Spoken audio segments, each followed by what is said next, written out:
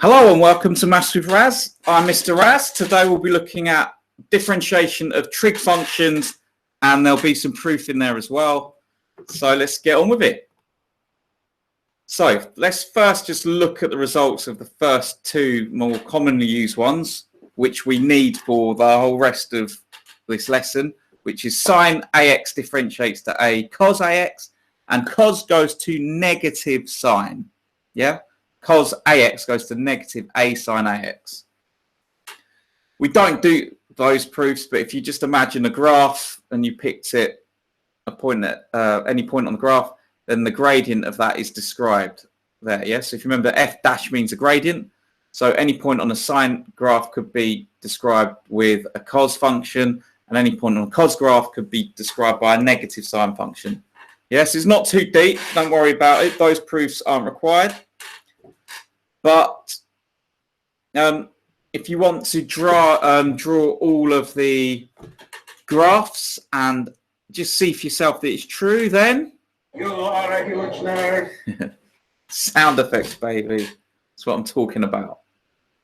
Anyway, so what about tan? You're thinking, oh, he's done sine, he's done cos. What about tan? Well, tan is sine over cos. Hopefully you know the quotient rule. If not, check out my video and pause this and give it a go.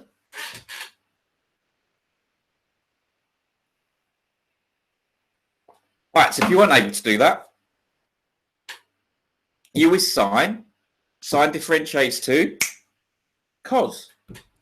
All right, cos differentiates to minus sine. So that means we have a v, a u dashed. So cos times cos minus, open the brackets, uv dashed. So sine times minus sine. All over v squared, which is cos squared. Well, if we expand that bracket, the square brackets, we end up with this. Agreed? Good. A minus and a minus makes a plus. So what is cos squared plus sine squared equal to? Come on, those of you who've done trig. If not, check out my other video. Equals 1. Yeah, cos squared plus sine squared equals 1. So we end up with 1 over cos squared. But what is 1 over cos? Sec. So we end up with sec squared. Yeah. So that means the derivative of tan x is sec squared x. So what I've just said, the derivative of tan x is sec squared x. That's how you'd write it. Next one, or next few.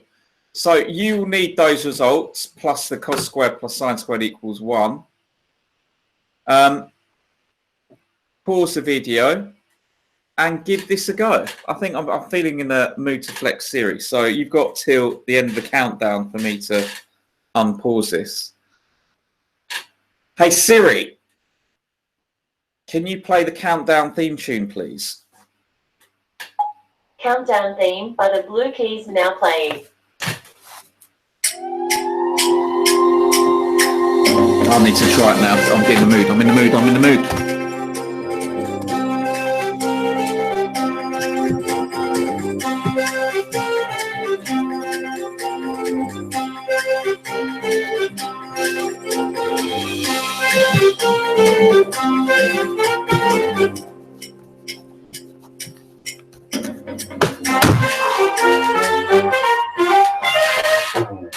Got it. Did you get them? Let's see. So sec is 1 over cos. Yeah, so we have 1 over cos. We teach that. We treat that as a fraction. So u is 1, v is cos, u dash will be 0, v dash will be negative sine. Yeah, that's what I've written in there. So we see those two minuses make a plus, and obviously 0 times anything disappears. So we end up with sine over cos squared. So this is then just how you manipulate the algebra. Hopefully you realise cos squared is cos times cos. So I'm going to manipulate it that way. Well, what is sine over cos equal to? I had some mad techers here somewhere. No, I don't. So sine over cos is tan. 1 over cos is sec. So we end up with tan over sec. Sorry, tan times sec. So therefore, the derivative of sec x is tan x sec x. Seems unlikely, but when you do the proof, you think, oh yeah, it is. Yeah, it's one of those results. You look at the formula book, or you see it if you Google it, and you wonder why. Yeah, so these proofs are technically in syllabus, so they're good to know. Cosec. Obviously, if you weren't able to do the last one, pause it now because you should probably be able to do them now. Yeah, cosec's 1 over sine. U's 1. V is sine. So U dashed is 0. The derivative of sine is cos. So V dashed is cos. Sub that into the formula, and we get that. So we end up with negative cos over sine squared.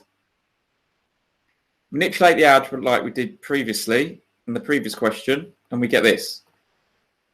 Oh, so minus cos over sine is cot. Agreed? 1 over sine is cosec.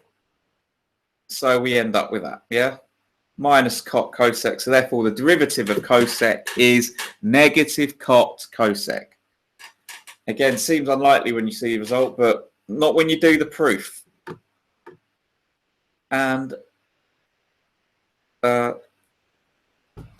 finally, cot x. Cot is cos over sine. Cos differentiates to negative sine. Sine differentiates to cot. Sorry, sine differentiates to cos. And we use the quotient rule then.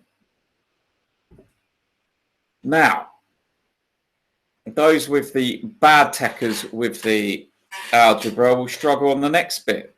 Hopefully, you can see that it's all negative. So what can I do? Factorize it. So we've got negative sine squared plus cos squared. I've not put fade in there. So sine squared plus cos squared equals 1. So we have negative 1 over sine squared. Well, 1 over sine squared is cosec squared. Yeah? And lo and behold, we've got the answer. Yeah, so 1 over sine is cosec, therefore 1 over sine squared is cosec squared, therefore that becomes negative cosec squared. So the derivative of cot x is negative cosec squared x. I can hear the people screaming, but what about when there's a constant? Yeah, what if it was cot 3x? What if it was cot 2x? You just, yes, what we do is we just stick the constant in front. Yeah, the proof's exactly the same, but you don't need me to squawk over that. I'm sure you're able to read it. But hang on, let me come back. Whoa, whoa, whoa. One more thing. So you notice here, it's the derivative of this bracket that goes in front of the trigonometric identity, yeah, or the trig function. So when we differentiate ax, we get a. Ax, again, differentiates to a. Ax, it always differentiates to a. That's why I said when I was doing the proofs, I just omitted the constants because I couldn't be bothered to do a typo whilst filming and then miss it and then have to go back and patch it up with GIFs. Yeah, so maths-wise, knowledge-wise, it's all the same. Yeah, so hopefully that's been useful. And if you'd like any more videos, just go to my website, razmaths.com, and post a request on the form there.